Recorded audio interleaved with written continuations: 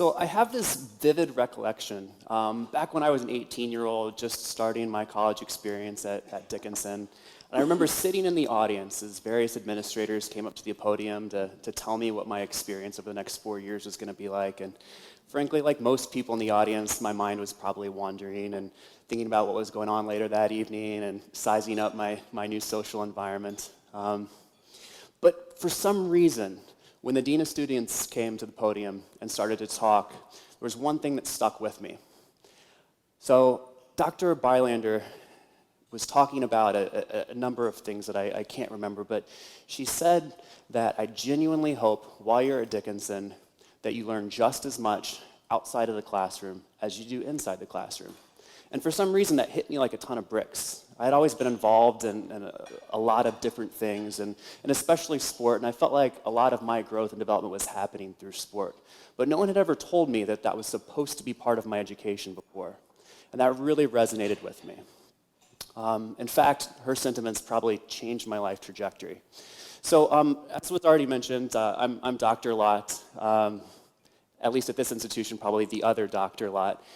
This is actually the first time that my wife's ever been present for one of my talks, so it's a little bit nerve-wracking, I'm not going to lie. But thank you for the introduction. Thank you to the Provost's office for providing this forum, and I sincerely appreciate all of you taking the time out of your busy day before spring break to come and listen as well. So you might guess that I'm going to talk today about learning outside of the classroom, specifically through the sport experience. And before I get into some of the research surrounding that, I need to put it in context for you, okay? You might have been aware that sometime this fall we were able to make a formal announcement of the Knetzer Family Institute. And it was a really exciting moment for us because in athletics it's really helping us maximize the educative potential of sport. We really look at this institute as helping us to make the sport experience an integral part of the total education for our Denison students. We're using original research and best practices to augment this traditional experience, but also to provide additional learning experiences done in a very intentional and systematic way. And then we're able to monitor what we're doing and assess what we're doing as well. So I want to be clear that this institute is first and foremost about the development of the student athletes, okay? But in order for us to be really effective there, we need to ensure that working within a specific team, there's the right kind of environment for that development to occur. We need to make sure that all of our coaches can continually hone their craft and they're provided with ample opportunities to develop their competencies. And finally, the research can kind of direct what we're doing. But once again, it's all centered around the development of the student athlete. So today's research, I'm going to focus specifically on how coaches facilitate reflection, but I'm going to talk about some other pieces of research that can kind of get us to that point, we'll say. But within this framework of the Institute, as I said, we're going to focus in on the coaches specifically today. And we're going to look at how they impact the overall learning and growth of our student athletes. So, if you were to ask me as an 18-year-old or a 22-year-old if I thought that lots of development was occurring through sport, you would get an absolute resounding yes. But as I continued my sport journey and as I became a coach, I started to question the consistency with which that was happening, okay? And it's also important for us to think about the type of learning and growth that can occur through sport and through experiences like that, okay? So at Denison, we ask for a very specific type of learning and growth, right? We want to, let me see if I can get this right, educate and inspire our students to be autonomous thinkers, discerning moral agents and active citizens in a democratic society or something along those lines. I think I'm at least pretty close, right? Okay, well, to me, I like to conceptualize that of we want our students to really get to know themselves on a visceral level, understand their perspective, their motivations, their behaviors, kind of what makes them tick. To understand that in others too, especially others that have drastically different perspectives than themselves, and be able to work with such individuals for collective goals, essentially, right? So I think a lot of that is encapsulated in the construct of emotional intelligence. And there's lots of debate as far as what is emotional intelligence, and different scholars talk about it encompassing different things. But for the purposes of this talk and what we're doing through the Institute, I can just boil it down to interpersonal competencies and some type of self-awareness. Okay? So if we look at sport as a mechanism for this kind of learning and growth and development with our student athletes, we can say, at least theoretically, that it should closely align itself. Am I still getting picked up here? Okay. That it should closely align with the mission of Denison University, also with liberal arts education in general and the Division III philosophy. All right. Like I said, if you would have asked me a long time ago, is this already happening? I would have said absolutely. But as I began to question this, I decided to actually look into it and conduct some research to see the extent that it is happening and what kind of consistency. And I looked at institutions very similar to Denison, so other small liberal arts institutions, and essentially what I found was that the learning and growth was inconsistent. Right? Some student athletes would have this incredible maturation, while others would go through the experience seemingly unchanged. Well, theoretically, if we look at experiential learning theory, all right, it's pretty simplistic, right? You have this experience, and in the sport world, we can say that it's a very unique experience, right? You have to strive for individual and collective goals in a very time-sensitive environment, oftentimes out in front of a lot of people when emotions are involved. Okay, it's a very ripe experience for learning and growth, okay? So if you have this incredible experience, you reflect upon it, you think abstractly about how you might do things differently, how you might tweak your role so that you can do it better in the future, and then you go back and you experiment and you try new things, ultimately, learning will occur, okay? But there are other models of experiential learning that show that it's a little bit messier than this, okay? I'm not going to talk you through this whole model, right? That would take probably the entire duration of my talk, and it's really outside the purview of what I'm trying to do here. But I'm showing you Jarvis's model simply because it notes that there are both learning and non-learning pathways from an experience, no matter how incredible that experience is. Okay? So no matter what our student athletes go through, or our musicians go through, or our students go through, they have the opportunity to learn, and they have the opportunity not to. So I'm going to break this down for you just a little bit, okay? I'm going to put it specifically in the sport context. Some individuals simply have a lack of self-awareness, and they don't really understand how something happened, why something happened, and its relation to themselves, okay? You can probably think of individuals that you've worked with in the professional setting, students in your class, that simply say, yeah, I made a mistake, okay? I just didn't do that right. I got a bad grade. I made that turnover, what have you, okay? And they just say, well, I'm just going to roll up my sleeves and not let it happen again. I'm going to try harder. I'm just going to make sure that I do this better next time. Well, that's not really engaging the experience in a way that you can learn from it. Sometimes emotions get in the way. People get just emotionally checked out. Or here's one that's a huge pet peeve of mine, is this notion of unlucky. When you attribute different things within an experience outside yourself to something like luck, you automatically disengage from that experience. There was a team that I was working with at another institution. It was a soccer team, actually, and I was watching them, and I noticed multiple times where something would happen, and a player would yell out, unlucky, in a way to tell his teammates, you know what, like, don't worry about it. I still got your back. We'll get this next time, okay? Completely good intention. But you know what? That person was out of position, and the ball got kicked over his head for a reason. It wasn't just bad luck, okay? Didn't have the proper spatial awareness. His attentional cues were off. There was something that was happening that individual could have engaged that experience and actually learned how to do it differently. And by telling him unlucky, he was essentially being done a disservice. Okay? Sometimes people do engage the experience on a deeper level. I can give you a personal example from this. Back as a high school basketball player, I played point guard, and oftentimes, you know, if there was a turnover, if something wasn't going right, our coach would blow the whistle in practice and yell at me that I needed to do something differently. And time again, I remember after one of those moments, I'd think about it for a second, I'd quickly visualize the errant pass or what went wrong, and I'd think to myself, the two spot was out of position. He didn't come off the screen right. Okay? Not my fault, it was his. I was automatically disengaging, taking myself out of the equation. It wasn't me, it was him. Once again, An opportunity that I didn't take advantage of to learn came through the experience unchanged. Other barriers exist. All right? We talked about emotions a little bit. Sometimes it really clouds our perception. I'll give you another example here between my wife and I, right now. But sometimes, like many other couples, you might have a disagreement about something that happened, something that somebody did or didn't do, said or didn't say. And we have this joke that we need a home stenographer so we could go back and we could look at exactly who said or did what, right? Because oftentimes, especially if you're a little bit heated, okay, you may not be able to reconstruct that experience exactly in the way that it transpired.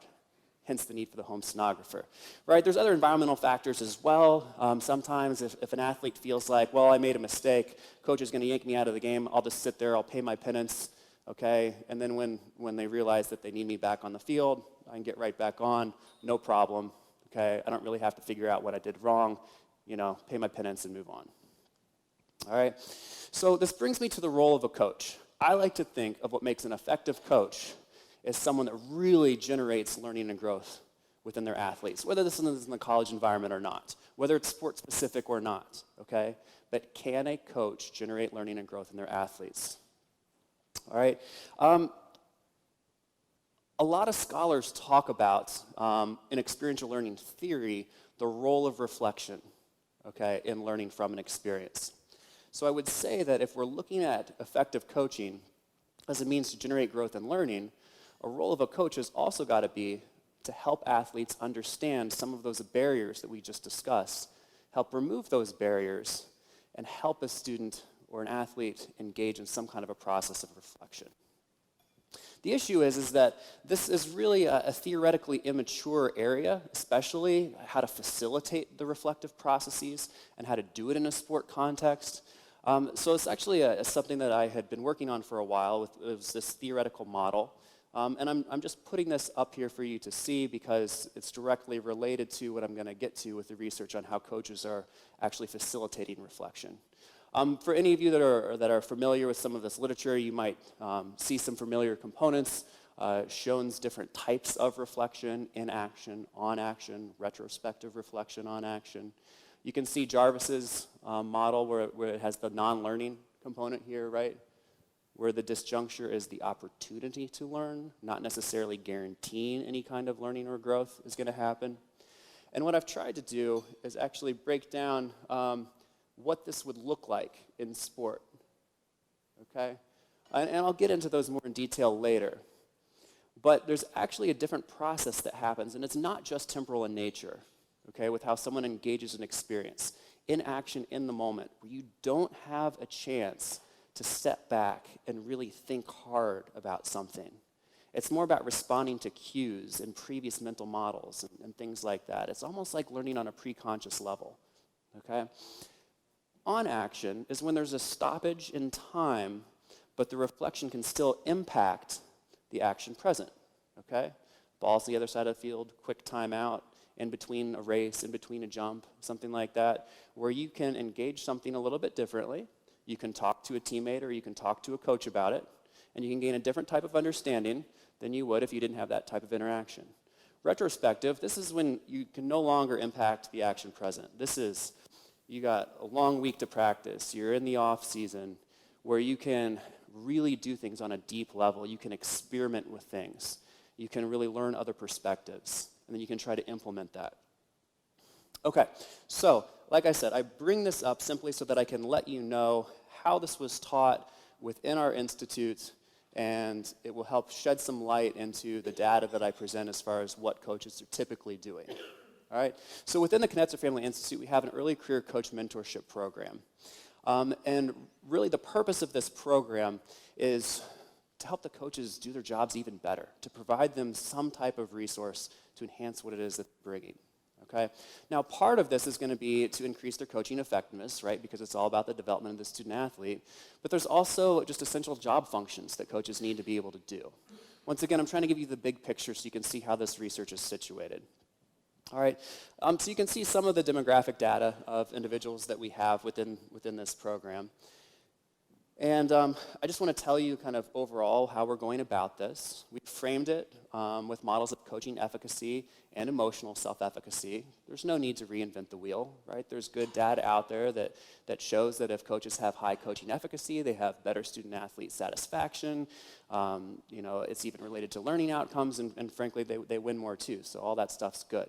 Emotional self-efficacy is directly related to understanding how and why people tick, and ultimately mentoring them and teaching them better, okay?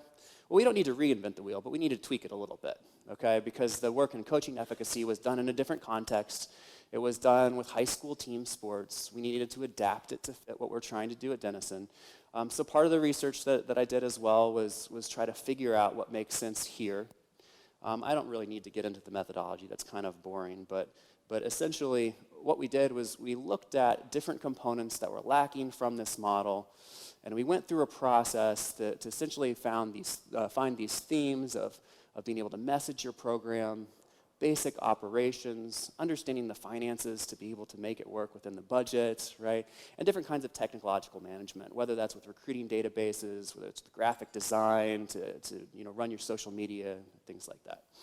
Okay, so this essentially made a big compilation of things that we could look at, right? The initial models of coaching efficacy included being able to motivate individuals, develop their character, technique-specific type things, game strategy, physical conditioning, this new administrative dimension that we found, and we did some cool stuff looking at, exploratory factor analysis and making sure it was a distinct dimension and developing this scale.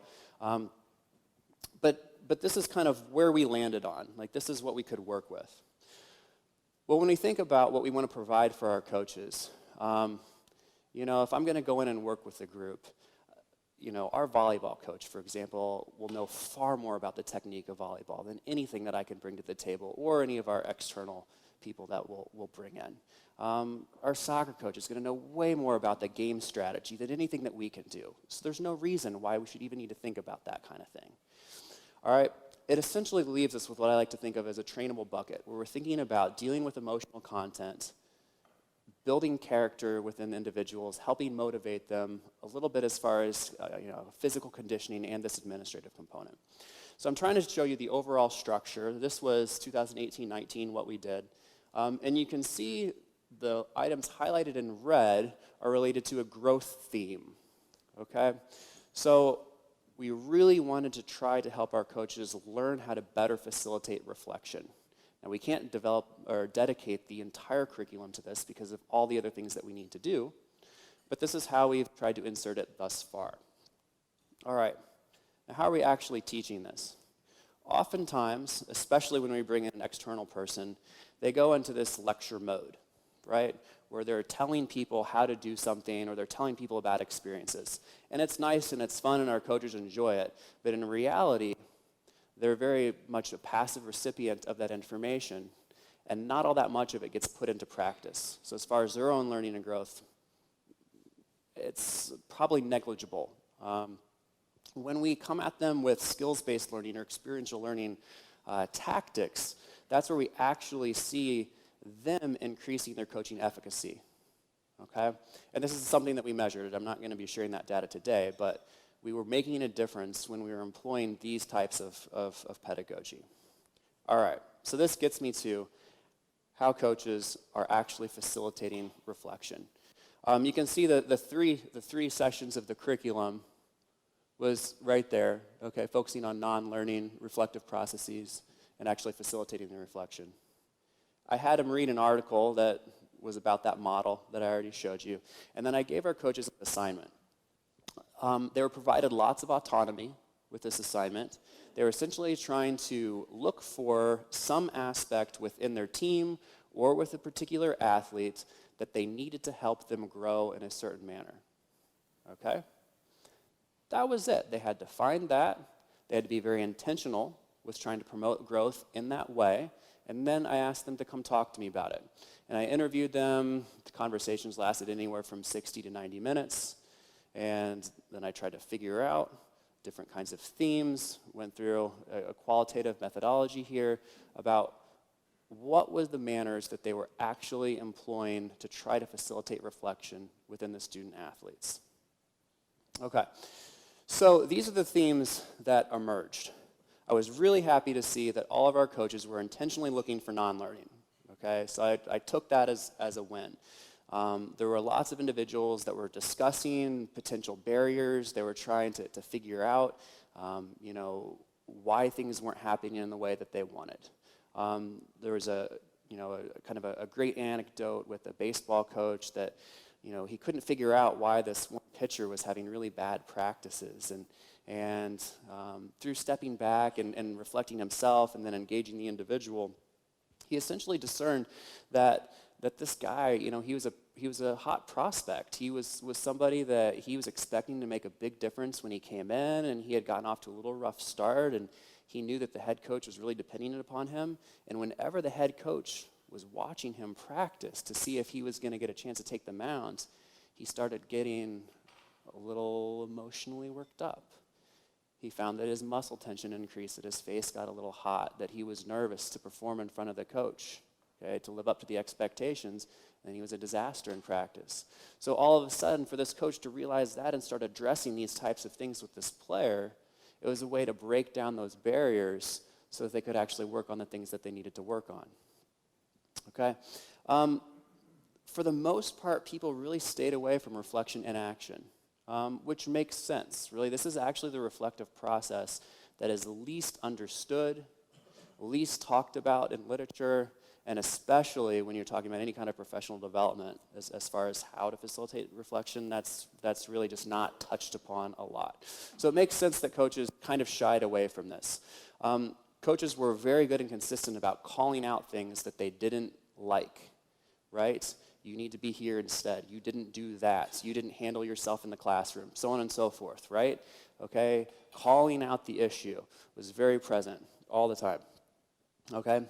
But whether it was something that was happening in the game and they're on the sidelines and yelling out an issue, whether it was during a timeout and says, hey, let me tell you about what I saw wrong, or whether it was after the fact and they're sitting down in a one-on-one in the office, it was the same kind of tactics and strategies they were employing to get the athletes to think. Also, right, we didn't talk about every single point that they tried to facilitate reflection, but they had the autonomy to discuss the types of things that they were working on with their student athletes, and more often than not, it was all about technique and movement and sport-specific types of things. Once again, it makes sense, right? That's a bread and butter of coach education, right? We're gonna teach you how to position yourselves in certain ways. We're gonna teach you the mechanics of certain things, techniques, right? So if I asked them to think about finding something that they needed to promote growth and learning, it made sense that was kind of a go-to. Okay, so just some examples of this, some things that I found pretty interesting. I like this Groundhog's Day quote, where a coach was very cognizant of, no matter how many times I tell this person to do this or these people to do it in this way, they're not changing their thought process, the way that they're making these decisions. And this coach was also very aware of different individual barriers that was present. It wasn't like it was an easy fix because it wasn't applicable to everyone. Okay, you can see on the right side here, a lot of coaches wanted to give time for emotional processing. Okay, I'm going to let the athlete cool down before I talk to him about this. Okay, rather than take on something right away. In the sport world, we talk about this notion of paralysis by analysis as well, right? We don't want athletes overthinking things when they're in the action, okay? Because if they're spending too much time in deep conscious thought, they're not going to be able to act and react in the way that's necessary. So some individuals completely shied away from any kind of thought engagement in action, right? It was, I'm going to wait until after the match, after the round. I don't even want them thinking, okay? We'll figure it out later. We'll go back and review film, have those kinds of conversations. You can see here, this goes back to the notion of we're going to tell everyone what we think should happen initially, okay? When we don't see it happening, we're going to call it out, and then we're going to explain how it needs to look based on what we told you right off the bat. So this first example, Coach G, situation of I'm going to teach this specific skill, really work on it throughout the preseason. We go into a match. I don't see the skill happening. We've got halftime. I'm going to pull you aside. Guys, what's wrong with this? Why aren't you employing the skill? What do we need to do differently? I want to see this when we go back out there. And then they were able to do that. Effective in this case, right? But my point is that it was done in the same kind of a strategy over and over again. And oftentimes, coaches admitted that when we call it out, we expect them to then work on it and fix it. And because there's so many things to focus on and so many different individuals, we can't always revisit everything. It just logistically doesn't make sense. Even down here, like with an opportunity for retrospective reflection on action, it was very much I'm going to tell you what I saw, what was deficient. Even this notion of it's difficult to quantify, but then I didn't see it throughout the season.